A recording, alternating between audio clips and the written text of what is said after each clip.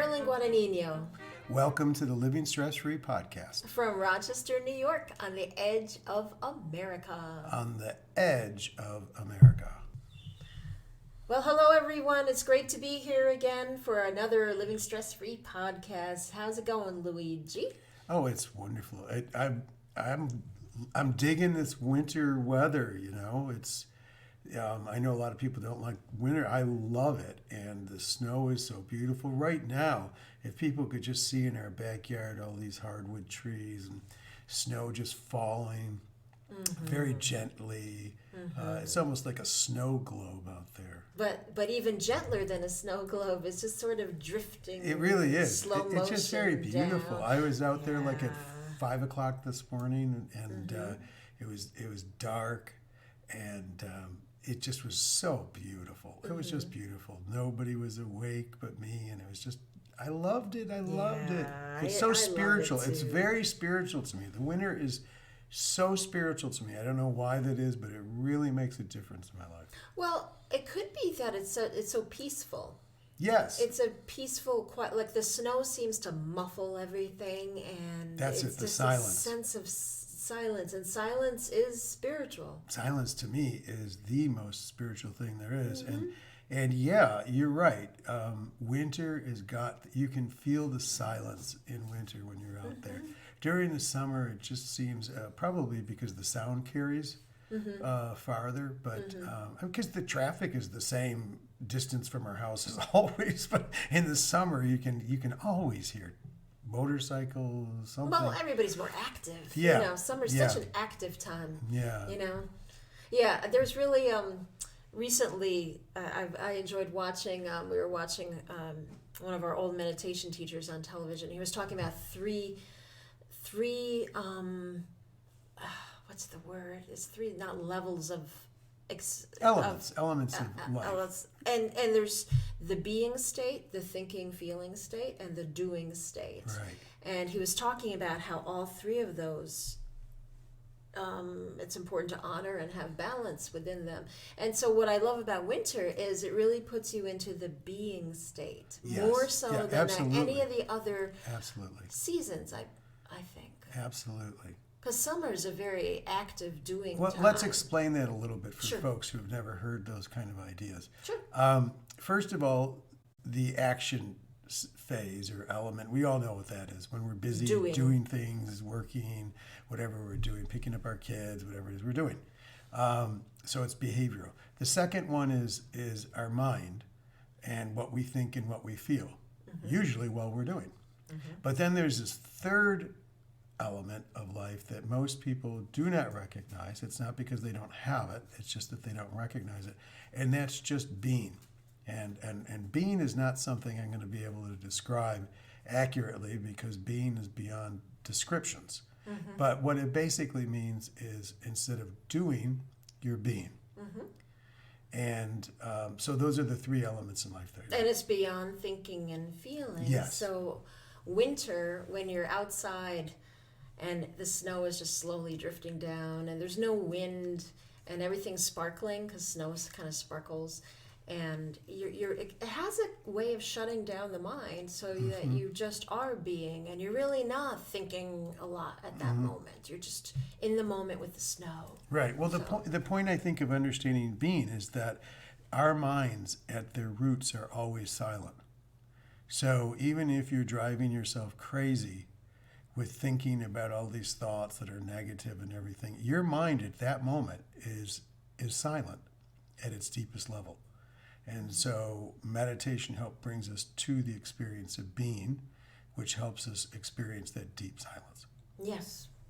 And the snow does seem to, at least for me, it seems to make that more obvious, more apparent. I think the secret to changing your perception about snow and winter is everybody I know who has difficulty this time of year, their mind is not just in the present with it. Their mind is in the future about the what ifs about the snow.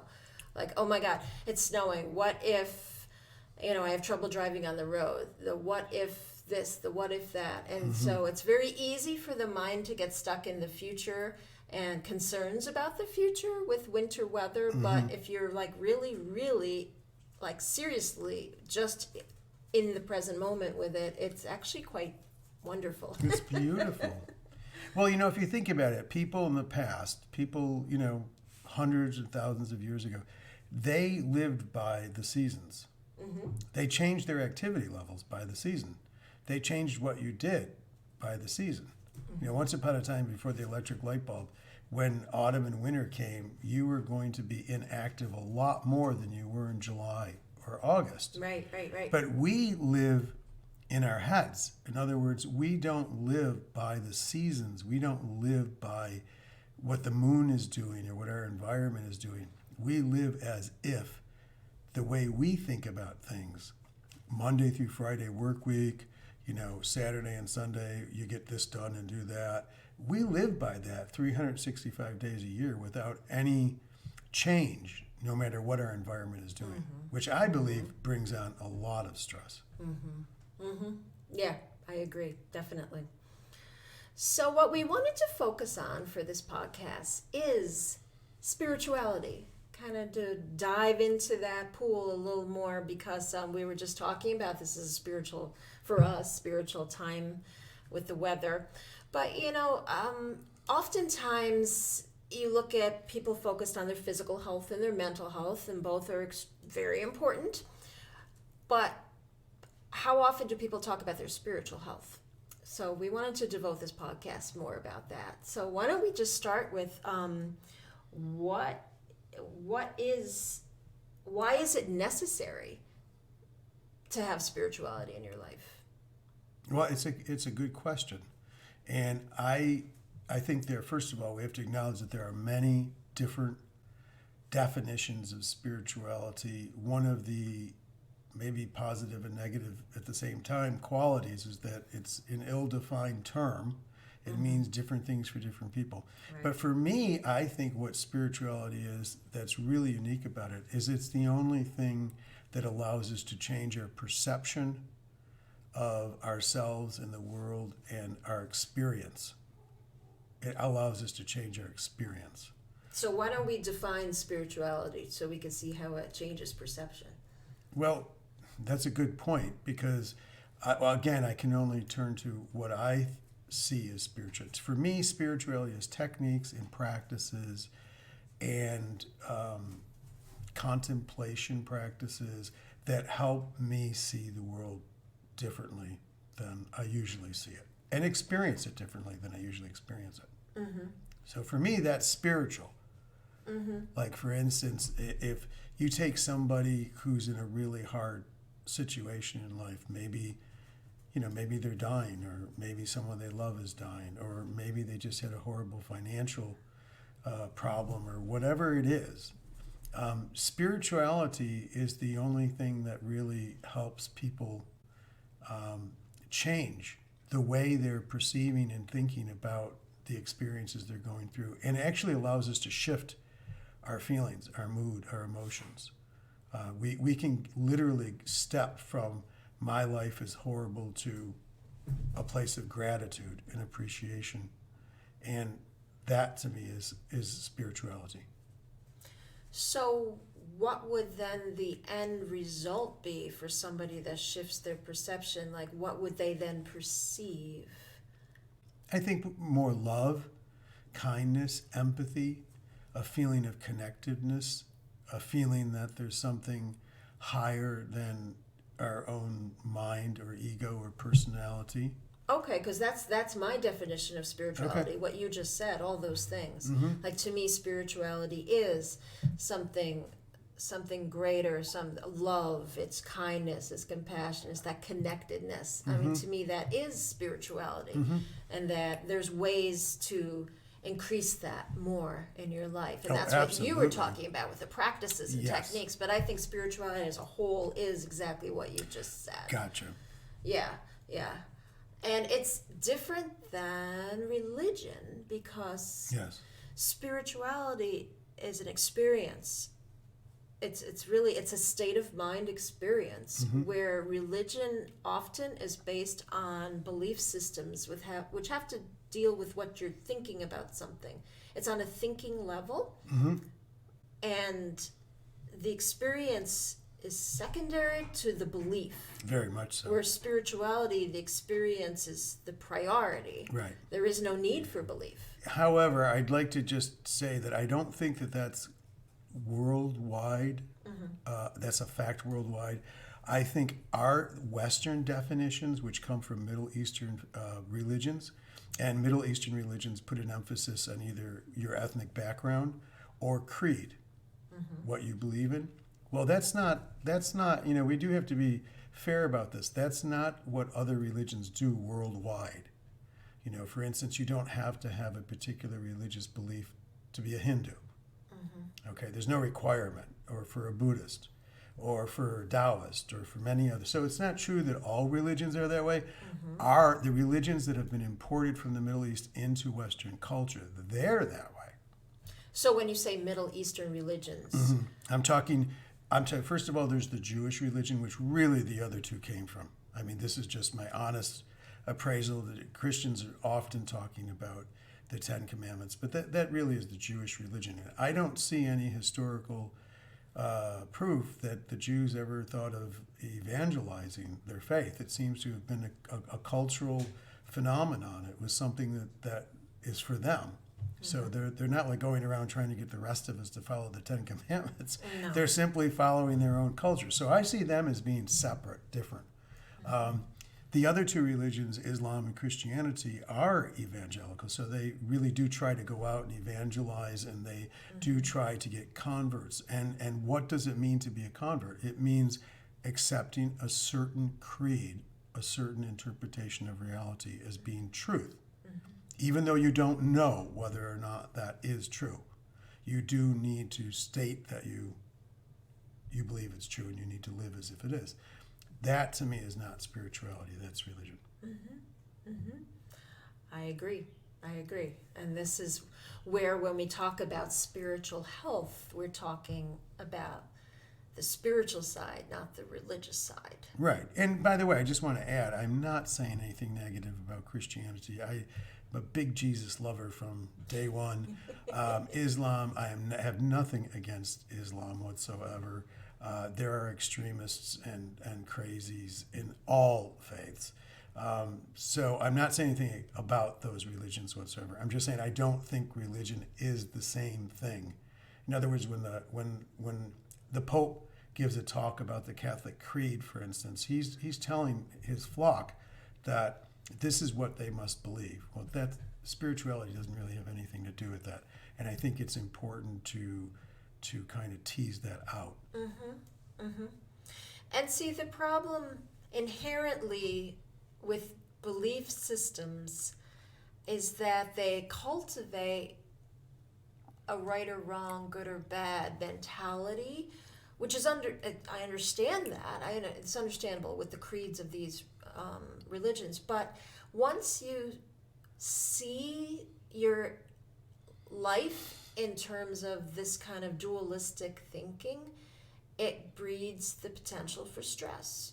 And we're all about helping people lower their stress. So whenever you see something as right or wrong, very polarized that way, with no gray area, it potentially could cause a lot of negative feelings. Well, and also a negative conflicts between people in our society.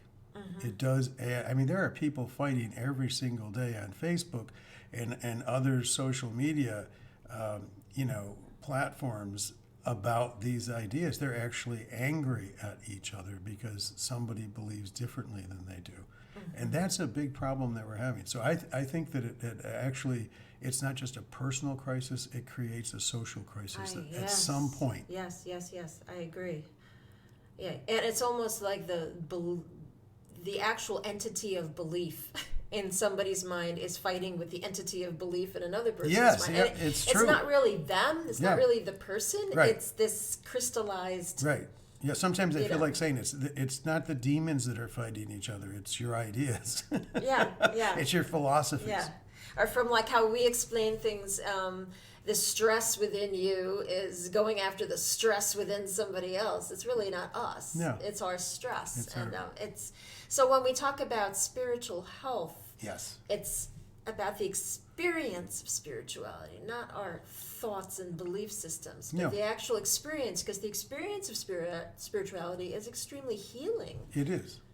It is. For instance, let's just use a simple example. Somebody comes into one of our workshops, or somebody goes for a walk in nature, or somebody whatever, and they enter our workshop or their walk, angry and really mad at, let's say, a coworker or their wife or husband, and they're very angry about them, and they're very bitter and thinking negative thoughts. And then if that person experiences love, experiences forgiveness and healing, and their heart opens up, then their whole perception of the other person and the problem they're having completely changes. And that, to me, is the gift of spirituality. And the word love keeps coming up here, and love is synonymous with spirituality. You feel love when you feel a spiritual connection, whether it be a person or with nature or with whatever it is. And love, I always say, is the antidote to fear. If you are very fearful and scared, if you switch your attention to that which you love in your life, your fear will subside. Absolutely. People do this with certain phrases they'll use from a favorite inspirational book or scripture, or they do it with mantras or whatever, because that brings love into your heart, and love is the antidote to fear. So this is part of spiritual health. Absolutely. So it's interesting, I'm finding more and more with some of the clients I have conversations with and work with, that they are not resonating with religion anymore, but they're looking for something spiritual in life. That seems to be a theme. Yeah, the people I work with too. More and more. Yes, me too. And it's interesting, and we actually looked up what the statistics are these days on this. Oh, yeah, that's right. Yep. And there are 26% of the population, I believe this is in America, are now religiously unaffiliated or atheist, agnostic, or undecided. And this is up from 17% 10 years ago. So it's definitely increasing the amount of people that just don't connect with religion, but still want to have something. Of course. That connection, that spiritual health in their life. So this is exciting. It's an exciting time. It is an exciting time, and as you know, I'm a proponent of what I call secular spirituality, which is that I believe the original spirituality, that I believe spirituality is a part of human nature, that it's an actual need. As much as food, exercise, spirituality is necessary on some level. And I believe the original spirituality didn't have any doctrines. It was just a group of us human beings out there living in what we now call primitive situations and discovering how to get in touch with something bigger than ourselves, the universe, and learning practices and using plants and all kinds of things that helped us achieve that goal. And I believe that's the original religion of mankind. And that eventually, as time goes on, we will go back to that form of what I call secular spirituality, because it has nothing against science. It's not something that is ever going to conflict with science. And I think that's going to be important. Maybe it's not in 2020, but I think like 100 years from now, people are going to look back and think this was a crazy time, and science will be very important. Yes, I agree. And it's important for us to state, we're not saying anything negative about religion, and for many people, their religion brings them to spirituality. Yes, that's right. And that's a wonderful thing, but we're just stating that isn't the case for everybody. Right. But if that is the case for you, that's incredible. Well, how many people do you know that belong to a particular faith, and when you talk to them about particular doctrines, they will openly tell you, oh, well, I don't really believe that's true. But they still have been going to that church for like 20 years or whatever it may be. And it's not just because it's their family's church. They're, in my opinion, what's happening is they're deriving spiritual benefits from going to that church, and they're not really allowing the doctrine to be what leads them in their path. And they just kind of like look the other way when they don't believe in something. And then there's other people who just cannot do that. You know, they have to follow the the letter of the rule. Right. And for them, I don't think they do get the same spiritual benefit. Right. And it goes back to how we started our talk today. Those three, the being state, the thinking, feeling state, and the doing action state, those three states. I think if a person is very religious, but their religion takes form in like completely action stage or completely thinking stage, if they can't dip their toe in that being state, as part of their religion, then I think they don't experience the full benefit of spirituality. Right. Well, I think what you just said is perfect. That's actually a great way of describing spirituality. It's when we experience the being state and we infuse the mind and our behavior with that being state. So our experience of being goes into our thinking and into our emotions and into our behaviors. And so we're kind of feeding the mind and feeding our actions through this continual experience of being. Yes. That's a great way of putting it. So. And there's also something that I wanted to address today that I think is very important. There's always been a division, particularly in psychology, I've noticed, about whether is happiness something that is valid or is meaning something that is gives us our purpose in life, which is more important. And once again, I'd like to point out that this is a real Western idea, this dichotomy between happiness and meaning.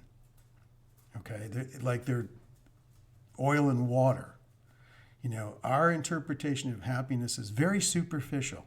You know, oh, he's happy because he's got a new car. You know, it's external. It's always superficial, external things, and then meaning is very important.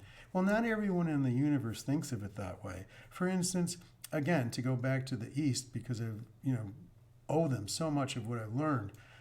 Happiness to us, to those of us who do these practices, is our very nature. Yeah. And our very human nature is meaning. Yes.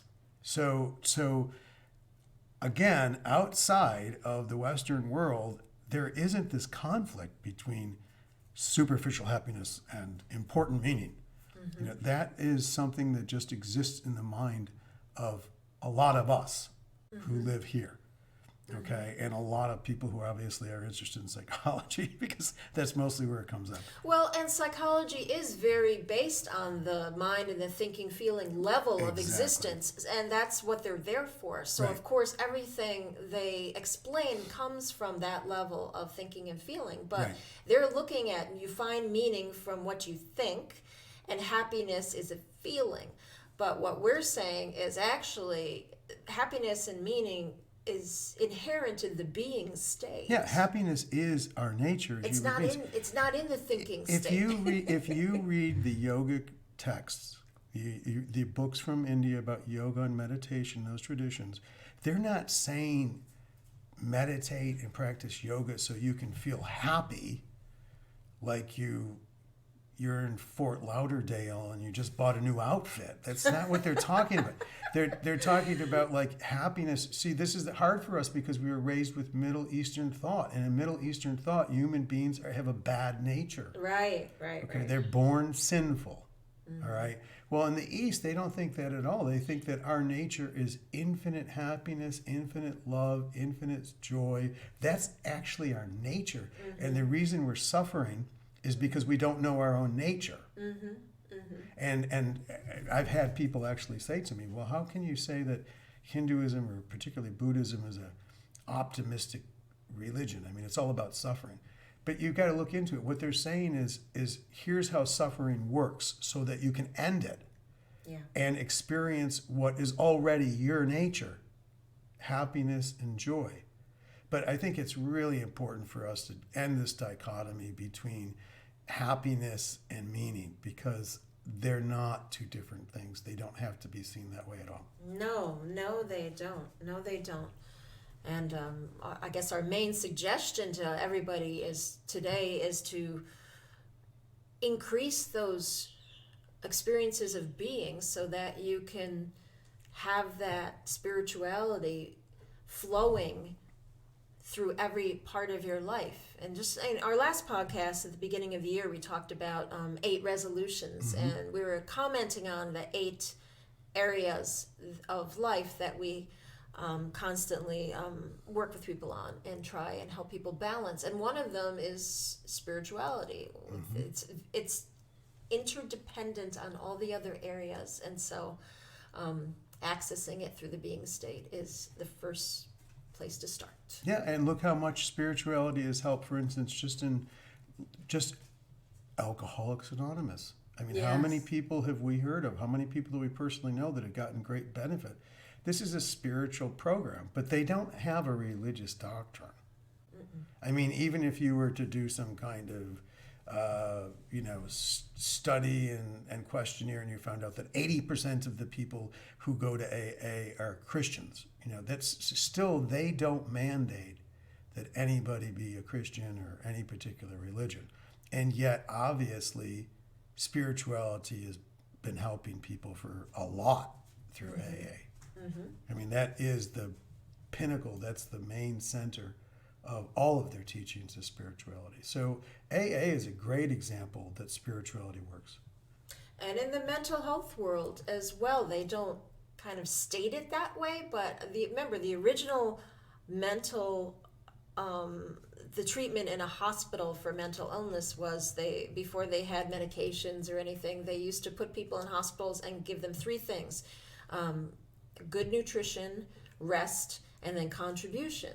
Everybody had to contribute in some way, and contribution is a form of spirituality. Sure, it's getting outside of yourself. Absolutely. It's giving, it's connecting with others or whatever it is that you're accomplishing and everything. And so that is a big part of the mental health treatment. And I also, when I work with clients that are really, really suffering with severe symptoms, and oftentimes it doesn't seem like anything is helping them, the ones that do eventually start to improve have some kind of spirituality in their life, and the ones that really stay stuck are so stuck in their thinking, feeling part of their existence, they cannot experience any sense of spirituality, and they're the ones that I've noticed seem to just stay stuck. Yeah, well, if the mind without the spirit is a very dark place. It is.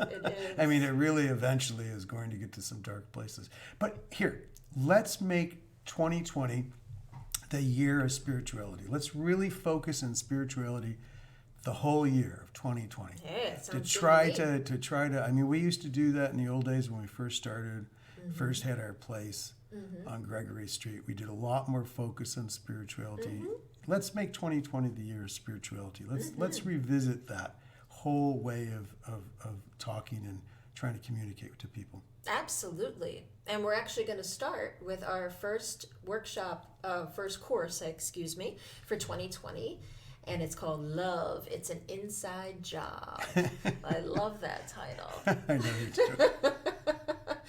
I am a fan of Valentine's Day for many, many reasons. I just like to celebrate love, and love is spirituality as far as I see it. And so I always like to do some kind of course or workshop around Valentine's Day on love. But this year we're going to do it in Rochester, New York, 4 weeks, Wednesday nights, and we're going to be focusing on spiritual love and how you can increase experiencing love within. Yep. And how that will, like Lou, like you mentioned, it changes your whole perception of your life. And your experience. Of your life. And that will make your life more happy, healthy, and fulfilling. Yes. So anyway, you can visit our website, livingstressfree.org, for more info on that. Yes, please visit us at livingstressfree.org. This is going to be a wonderful 4 weeks that we spend together And we're going to be sharing ideas that go all the way back to Shaivism. And if you don't know what Shaivism is, it's a school from where yoga came from that's thousands of years old. Some people say the oldest ideas and books in the world. Buddhism is another one, and Taoism. So these are all ancient cultures and ancient spiritual paths, and we will be sharing information about them that's very practical, not philosophical, not religious in nature, but just some of their practical tools that people regularly use in these paths to help them cope with life and to help them be more well-balanced and happier. Can't wait. Sounds great. Yeah, I'll be there. All right. Well, we hope everybody enjoys the rest of their day or whatever you're doing today or this week. And we look forward to chatting with you again real soon. Have a wonderful week, and we'll see you next week.